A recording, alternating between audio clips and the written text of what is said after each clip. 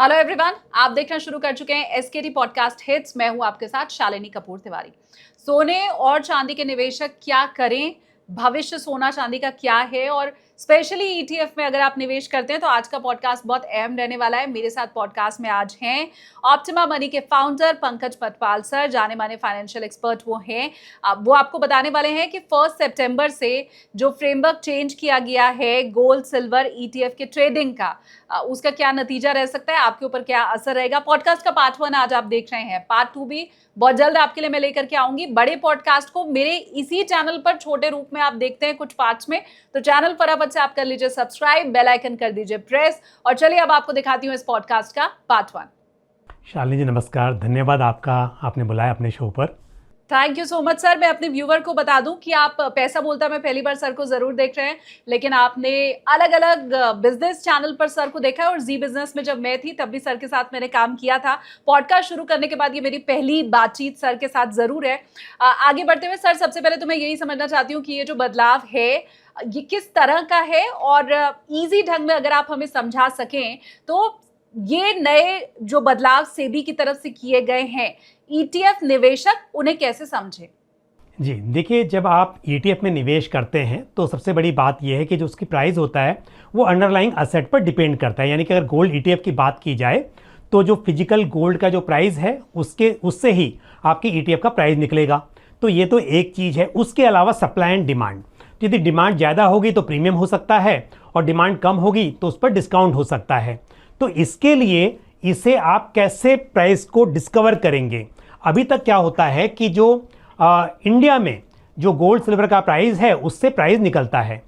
अब यहाँ पर कई बार ये हो सकता है कि अगर हम बात करें इंटरनेशनल मार्केट में तो वहाँ अगर 24 घंटे ट्रेडिंग हो रही है गोल्ड सिल्वर में और यहाँ पर आपके पास जो डेटा है वो 2 दिन पुराना है, मान लीजिए कि वीकेंड है और उससे पहले का प्राइस आपके पास अवेलेबल है, तो ऐसे में आपका जो ईटीएफ का प्राइस निकल कर आ रहा है वो कहीं ना कहीं इंटरनेशनल मार्केट के साथ अलाइन नहीं होता है। तो इसको ठीक करने के लिए सेबी ने नियम बनाया है जो कि 1 सितंबर से इफेक्टिव होगा कि जहां पर इंटरनेशनल मार्केट में जो गोल्ड सिल्वर का प्राइस होगा उसके साथ आपका जो प्राइस है वो अलाइन करना है। और इसके लिए क्या होगा कि ओपनिंग से पहले प्री ओपन मार्केट में आपको ऑप्शन मिलेगा जहां पर एक 6% के बैंड के साथ में जो प्राइस है उससे प्लस माइनस 6% के बैंड में ट्रेडिंग होगी। तो इससे एक लिमिटेड दायरे में ट्रेडिंग होगी और जो प्राइस डिस्कवरी होगी वो सेम जो इंटरनेशनल मार्केट में सोने चांदी का भाव चल रहा होगा उससे अलाइन हो जाएगा। तो इसका जो मकसद है शालिनी जो सिंपल है, ट्रांसपेरेंसी, प्राइस एफिशिएंसी और साथ में जो इकोसिस्टम है ईटीएफ का इंडिया में उसे और भी मजबूत करना। तो ये बेसिकली देखिए सिल्वर गोल्ड में पैसा बनेगा या ज़्यादा कम कैसे बनेगा, ये कई बातों पर निर्भर करता है, लेकिन कहीं भी जो है वहाँ ट्रांसपेरेंसी रहे सिस्टम में और साथ में हमारा जो प्राइस है वो इंटरनेशनल मार्केट से अलाइन रहे। और इसलिए भी ज़रूरी है, यदि स्पेशली गोल्ड की बात की जाए तो गोल्ड की माइनिंग इंडिया में अभी ना के बराबर होती है और हम गोल्ड इंपोर्ट करते हैं बाहर से। तो ऐसे में ज़रूरी है कि हमारा जो प्राइस है वो इंटरनेशनल मार्केट के साथ में अलाइन रहे।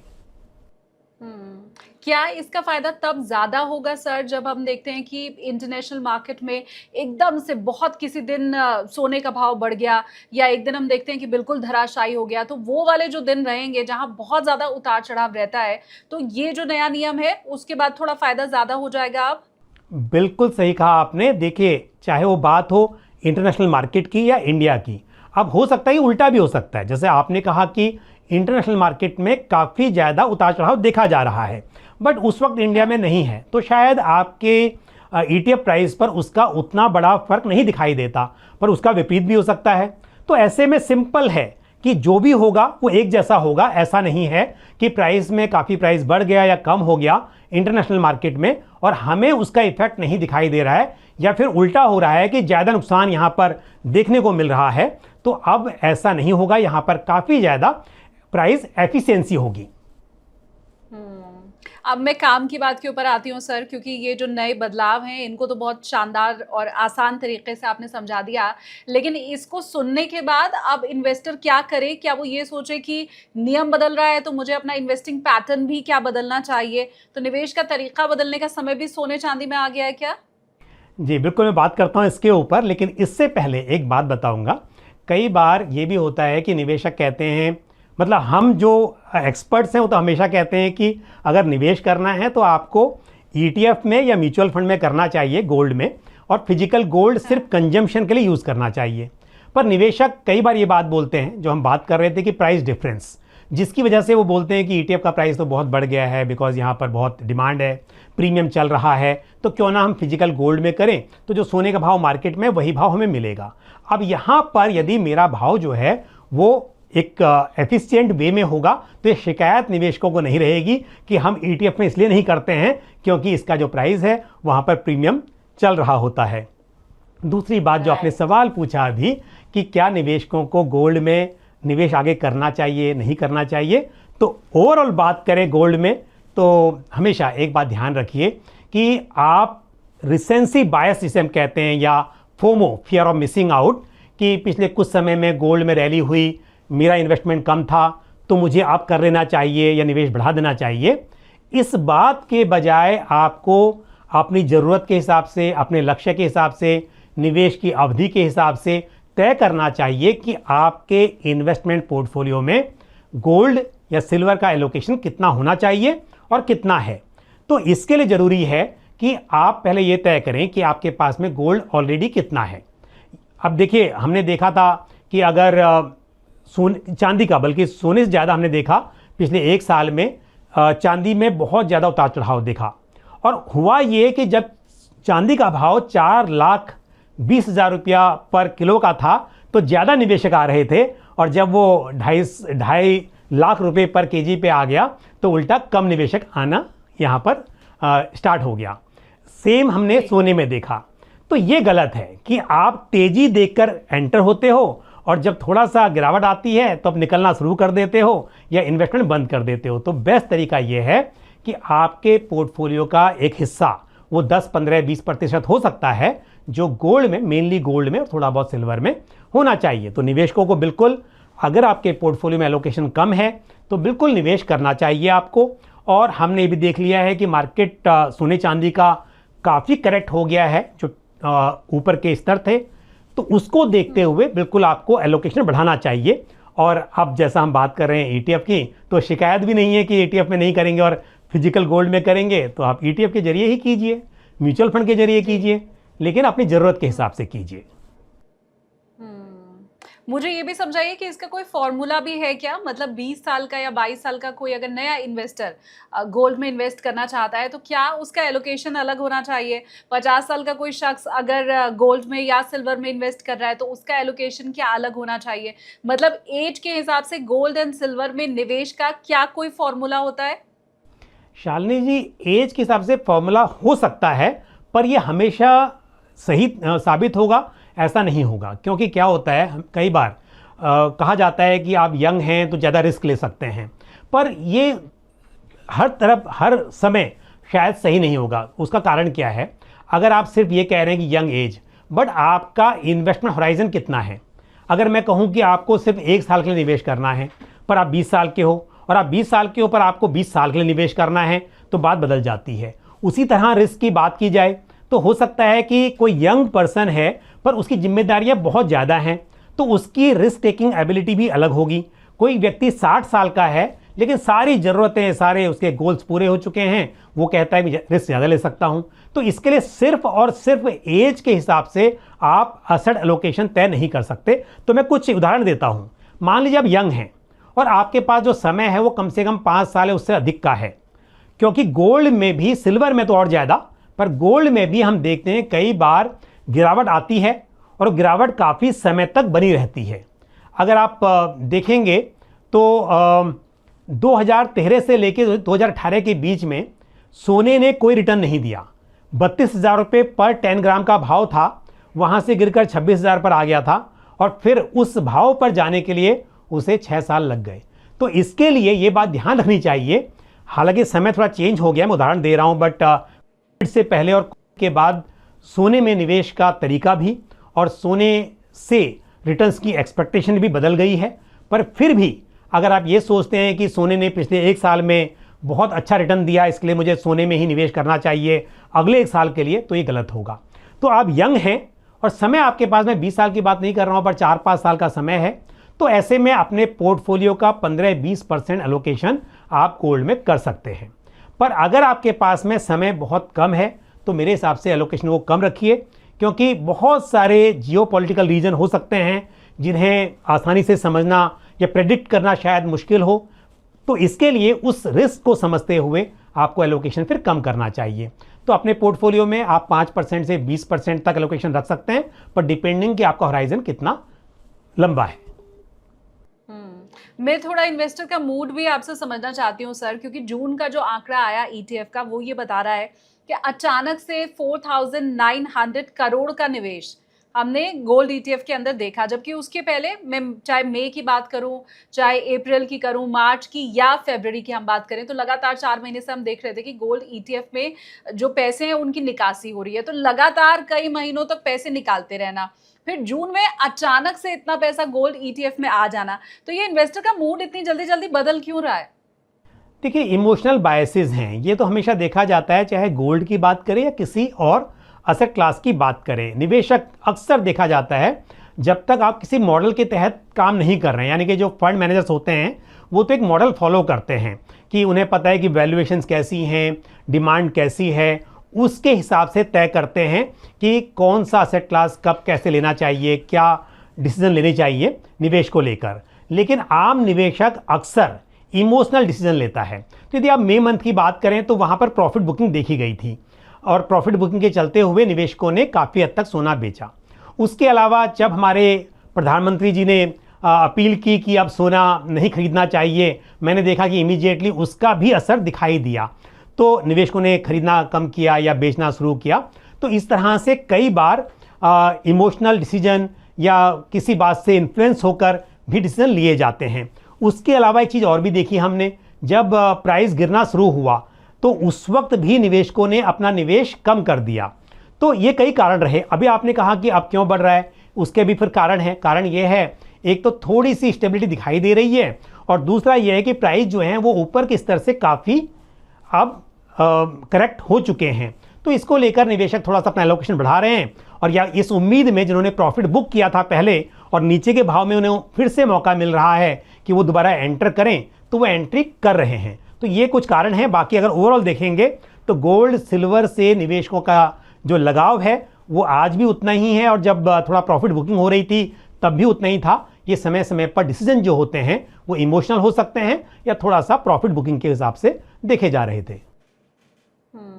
फिजिकल गोल्ड को लेके तो सर आपने पहले ही कह दिया कि अगर यूज़ करना है तो ही आपको इन्वेस्ट करना चाहिए फिजिकल गोल्ड में, लेकिन एक और कंफ्यूजन रहता है, वो रहता है ईटीएफ और फंड के बीच में। मैं आपसे ये समझना चाहती हूँ कि गोल्ड ईटीएफ किसके लिए है, फंड किसके लिए है, और ये कैसे हम डिसाइड करें कि हमारे लिए कौन सा बना हुआ है। मतलब मैं गोल्ड ईटीएफ में निवेश करूँ या मैं गोल्ड फंड में जाऊँ, मैं कैसे डिसाइड करूँ? बिल्कुल, देखिए, जहाँ तक फिजिकल गोल्ड की बात है आपने वो बात बिल्कुल दोहरा दी है, और मैं बिल्कुल इस बात को हमेशा कहता हूँ कि अगर आपको गले में हार पहनना है तो आप ईटीएफ तो नहीं पहनोगे, आपको सोने का हार ही पहनना होगा, तब तो ठीक है। पर निवेश करना है तो आपको बिल्कुल म्यूचुअल फंड्स और गोल्ड ईटीएफ के बारे में ही सोचना चाहिए। शालिनी जी की बात और कहूँगा, देखिए कई बार निवेशक ने इस बात पर डिबेट करते हैं कि फिजिकल गोल्ड क्यों नहीं रख सकते, या मैं ज्वेलरी पहन लूँ तो क्या नुकसान है, वो ले लूँ तो निवेश भी हो जाएगा और मेरा कंजम्पशन भी होगा। पर एक बात और भी है कि अक्सर आपने देखा होगा फिजिकल गोल्ड को बेचना उतना आसान नहीं होता है। मतलब ये नहीं कह रहा बेच नहीं सकते हैं, पर इमोशन ज़्यादा आते हैं उस पर। जब वो रखा रहता है सामने ना, तो आप बेचना नहीं चाहते जब तक कि मजबूरी ना हो जाए। पर ईटीएफ में या म्यूचुअल फंड में निवेश करते हैं तो आप इसी इरादे से करते हैं कि भाई मेरी जब ज़रूरत होगी उस वक्त पर इसको बेच के मैं ये अपना काम पूरा करूँगा, या फिर प्रॉफिट होगा तो मैं इसको बेच दूँगा। मैंने अगर इस इन्वेस्ट किया है गोल्ड ईटीएफ में, म्यूचुअल फंड में, ये सोच के कि जब पैसे इकट्ठा हो जाएगा तब मैं इसे बेचकर घर बाय करूंगा, मकान बाय करूंगा, उसके लिए मैं अपना डाउन पेमेंट करूंगा, तो डेफिनेटली आप कर सकते हो। पर जब ये फिजिकल गोल्ड होता है ज्वेलरी के रूप में तो खास तौर पर वैसे अगर बार्स एंड कॉइन्स, तब भी थोड़ी सी दिक्कत होती है क्योंकि वो आपके इमोशन वहाँ पे अटैच होते हैं। अब बात आपकी थी सीधी सी कि ईटीएफ और म्यूचुअल फंड में कैसे डिसाइड करें। पहली बात ये समझना ज़रूरी है कि जो गोल्ड म्यूचुअल फंड होते हैं वो बेसिकली फंड ऑफ फंड्स होते हैं, यानी कि गोल्ड म्यूचुअल फंड वो गोल्ड ईटीएफ में इन्वेस्ट करते हैं, फिजिकल गोल्ड में नहीं करते हैं। तो गोल्ड ईटीएफ जो होता है वो गोल्ड ईटीएफ के सामने फिजिकल गोल्ड स्टोर करता है, और जो म्यूचुअल फंड होता है वो बेसिकली फंड ऑफ फंड्स होता है, यानी कि एक म्यूचुअल फंड गोल्ड ईटीएफ में निवेश करेगा। तो अल्टीमेटली जो रिटर्न्स की हम बात करें, रिटर्न्स तो सेम ही होंगे। अगर गोल्ड ईटीएफ का प्राइस ऊपर नीचे होगा तो आपके गोल्ड फंड ऑफ फंड की एनएवी भी कम ज़्यादा होगी। लेना किसको चाहिए? अगर देखिए आप लॉन्ग टर्म इन्वेस्टर हैं, आप एसआईपी करना चाहते हैं, तो मेरे हिसाब से गोल्ड फंड ऑफ फंड यानी गोल्ड म्यूचुअल फंड जो है वो आपके लिए बेहतर विकल्प है, क्योंकि आसानी से आप एक अमाउंट डिसाइड करके उसमें एसआईपी कर सकते हैं, और डीमैट की ज़रूरत भी नहीं पड़ती उसके लिए, आपको अमाउंट फिक्स होता है। पर अगर आप चाहते हैं कि आप एक तरह से ट्रेडिंग करें कि मैंने अभी बाई कर लिया थोड़ा, मैं कुछ दिनों के बाद में उसे इमीडिएटली बेच दूंगा, तो और डीमैट अकाउंट ऑलरेडी मेरे पास है, उसमें मैं शेयर्स पहले से बाई करता ही हूँ, तो क्यों ना मैं ईटीएफ अपने हिसाब से बाई करूँ और फिर उसे बेच भी दूँ। क्योंकि ईटीएफ में क्या होता है, जो प्राइस होता है ना वो रियल टाइम बेसिस पर डिसाइड होता है। मतलब जो गोल्ड म्यूचुअल फंड है, फंड ऑफ फंड है, उसकी एनएवी दिन में एक ही बार बनती है। जब मार्केट क्लोज होगा उस दिन का गोल्ड ईटीएफ का प्राइस जो क्लोजिंग प्राइस होगा उसके हिसाब से आपकी एनएवी तय होगी। पर जो गोल्ड ईटीएफ होता है या सिल्वर ईटीएफ होता है, कोई भी ईटीएफ हो, उसका जो प्राइस होता है वो रियल टाइम बेसिस पर चेंज होता है। तो यदि मान लीजिए हमने अभी बात की थी इंटरनेशनल मार्केट की, आपको गोल्ड का प्राइस मालूम चला और उसके हिसाब से गोल्ड ईटीएफ का प्राइस तय भी हो गया। लेकिन अब क्या हो रहा है, इंडिया में किसी भी न्यूज़ की वजह से मान लीजिए डिमांड कम ज़्यादा हो रही है दिन के टाइम पर, जिस टाइम पे ट्रेडिंग मार्केट आवर्स हैं उन मार्केट आवर्स में मान लीजिए प्राइस ऊपर नीचे हो रहा है, तो इसके चलते हुए आपको वहाँ पर ईटीएफ का प्राइस में काफ़ी वेरिएशन मिलेगा। तो अगर आप इस हिसाब से निवेश करना चाहते हैं कि मैं देखूंगा दिन में जिस वक्त पर कम है उस वक्त पर मैं एंट्री कर लूँगा और फिर होल्ड करूँगा, या प्राइस ऊपर आएगा तो सेम डे या बाद में बेच लूँगा, तो आप ईटीएफ में कर सकते हैं। पर जैसा मैंने कहा, अगर आपको लॉन्ग टर्म के हिसाब से निवेश करना है तो एसआईपी म्यूचुअल फंड में बेटर रहेगी। एक बात और ऐड करना चाहूँगा शालिनी जी यहाँ पर, कि अक्सर देखा जाता है कि अगर आप ईटीएफ में एसआईपी करना चाहते हैं, बहुत सारे ब्रोकर आपको अलाउ तो करेंगे, पर क्योंकि जो ईटीएफ का प्राइस होता है वो प्राइस ऐसा तो होगा नहीं 2 रुपया या 4 रुपये, वो राउंड फिगर ही होगा।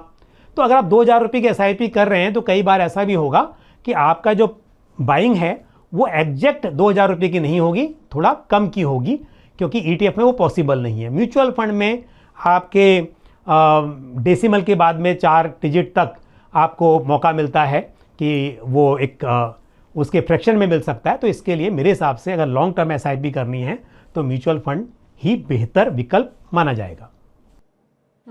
सर, मैं चाहती हूँ डिजिटल गोल्ड के बारे में भी आप अगर आप थोड़ा बता दें, क्योंकि फिजिकल गोल्ड की चर्चा कर ली हमने, म्यूचुअल फंड की कर ली, ईटीएफ की कर ली, ये डिजिटल गोल्ड अभी बचा रह जा रहा है। देखिए, डिजिटल गोल्ड भी एक विकल्प है आपके पास में। अल्टीमेटली क्या होता है, जब आप सोने में निवेश करते हैं, डिजिटल गोल्ड में निवेश करते हैं, तो वो वॉल्ट में आपका ये रखा रहता है सोना। तो जो कंपनीज अलाउ करती हैं वो अपने पास गोल्ड रखती हैं, तो अल्टीमेटली आपके पास गोल्ड आ रहा है। यहाँ पे एक सुविधा और भी होती है कि आप उसे फिजिकल गोल्ड में कन्वर्ट कर सकते हो। जब आप बात करते हो ईटीएफ की या म्यूचुअल फंड की, आप निवेश तो कर रहे हो और जो प्राइस बढ़ेगा उसका जो परफॉर्मेंस होगी वो भी फिजिकल गोल्ड के साथ ही अलाइन होगी। तो मान लीजिए किसी ने ये सोचा कि भाई मुझे अपनी बेटी की शादी के लिए जो आज से 15 साल के बाद 20 साल के बाद उम्मीद है और उस हिसाब से मुझे निवेश करना है, तो एक तरीका तो ये है कि आप ईटीएफ में या म्यूचुअल फंड में कर रहे हैं और लगातार उस वक्त पर जितना पैसा बनेगा वो यूनिट्स को बेचकर या ईटीएफ को बेचकर उससे जाकर आप फिजिकल गोल्ड बाय कर लेंगे। पर जब बात होती है डिजिटल गोल्ड की, क्योंकि निवेशक जब फिजिकल गोल्ड में बाय करते हैं ये सोच के ही करते हैं मैं धीरे धीरे बाय करता रहूँगा और जिस दिन मुझे ज़रूरत पड़ेगी पूरा सोना उस दिन मैं उसे ज्वेलरी बनाने में यूज़ कर लूँगा। तो यही चीज़ यहाँ पर डिजिटल गोल्ड में है कि आपको कन्वर्ट करने का ऑप्शन मिलता है। इसके लिए कई निवेशक समझते हैं कि उसमें निवेश करना चाहिए और छोटे अमाउंट से कर सकते हो। बहुत सारे आपके प्लेटफॉर्म 100 रुपीज़ से भी आपको अलाउ करते हैं, तो छोटे अमाउंट से आप एक्यूमुलेट करते हो और एकदम जब इकट्ठा हो जाता है उसके बाद में आप उसकी डिलीवरी ले सकते हैं। तो ये भी एक विकल्प के तौर पर देखा जा सकता है। पर अगर मैं बात करूं रेगुलेशन के हिसाब से, ट्रांसपेरेंसी के हिसाब से और जो ईज ऑफ ट्रांजैक्शन है उसके हिसाब से, तो मुझे गोल्ड म्यूचुअल फंड और गोल्ड ईटीएफ ही बेहतर नज़र आते हैं। मैं आगे और निवेश के तरीक़ों के ऊपर चर्चा करूं उसके पहले थोड़ी ख़बरों को लेके जो गहमा-गहमी रहती है उसके ऊपर भी आपसे बात कर लेती हूँ सर। सबसे पहले तो सेंट्रल बैंक की बाइंग हमने देखा ऑल ओवर वर्ल्ड हो रहा है, फिर हमने सुना कि डी-डॉलराइज़ेशन की तरफ कंट्रीज़ आगे बढ़ रही हैं। ये सेंट्रल बैंक्स का सोना खरीदना क्या कहीं रुकता हुआ आपको दिखाई दे रहा है? या चाइना जिस तरह से अंधाधुंध खरीद रहा है सोना, वो आगे भी चलता रहेगा? 2024 में हमने देखा, 25 में देखा, 26 में हम देख रहे हैं। क्या आपको लग रहा है कि 27, 28, 29, 30 अब सेंट्रल बैंक तो बस सोना खरीदते ही रहेंगे, रुकेंगे नहीं कहीं पर? क्या है भविष्य? देखिए, सोना जो है वो स्टोर ऑफ वैल्यू है, तो डेफिनेटली उम्मीद तो की जाती है कि जब भी देश की इकोनॉमी अगर मजबूत हो रही है तो कंट्रीज़ डेफिनेटली गोल्ड को स्टोर करेंगी और सेंट्रल बैंक्स मतलब बाइंग जारी रखेंगे।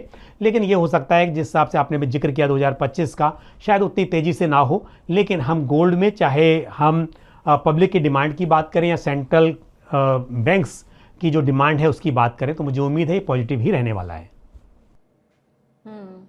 और क्या मैं सोने का कुछ फंडामेंटल आपसे समझ सकती हूँ सर?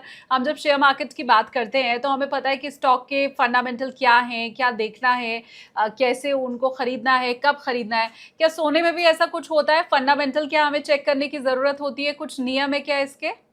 देखिए, दोनों चीज़ें अलग हैं। जब आप शेयर्स की बात करते हो तो वहाँ पर आप शेयर्स की इंट्रिंसिक वैल्यू जानते हो क्या है।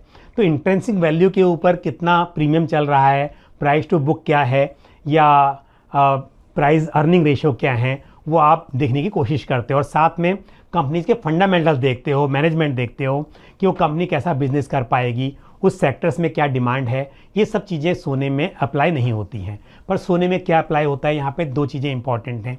एक तो जैसे हम बात करें तो सेंट्रल बैंक की बाइंग कितनी हो रही है, तो डिमांड कितनी बढ़ने वाली है और उस डिमांड की वजह से क्या प्राइस में बढ़ोतरी हो सकती है। उसके अलावा जो दूसरी बात है वो है डॉलर INR यानी कि जो करेंसी का डिफरेंस होता है उसका क्या फ़र्क पड़ेगा। अगर हम सोना इंपोर्ट कर रहे हैं तो सीधी सी बात है कि अगर डॉलर महंगा होगा तो हमें सोने का प्राइस महंगे हो जाएंगे क्योंकि हम इंपोर्ट कर रहे हैं।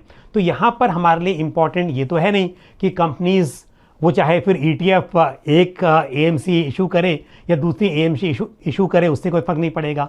यहाँ जो मेन चीज़ है वो ये आती है कि डिमांड के क्या आउटलुक है, कैसा डिमांड रहने वाली है, और दूसरी बात रुपये के अगेंस्ट में डॉलर कितना महंगा होने वाला है, रुपया कितना गिरने वाला है या कम गिरने वाला है। इन बातों पर ध्यान देना चाहिए। उम्मीद करती हूँ आज का पॉडकास्ट आप लोगों को जरूर पसंद आया होगा। सोने और चांदी के निवेशक तो खुश हुए होंगे इस पॉडकास्ट को देख के। कुछ सवाल आपके मन में आप मुझे कमेंट्स में बताइए।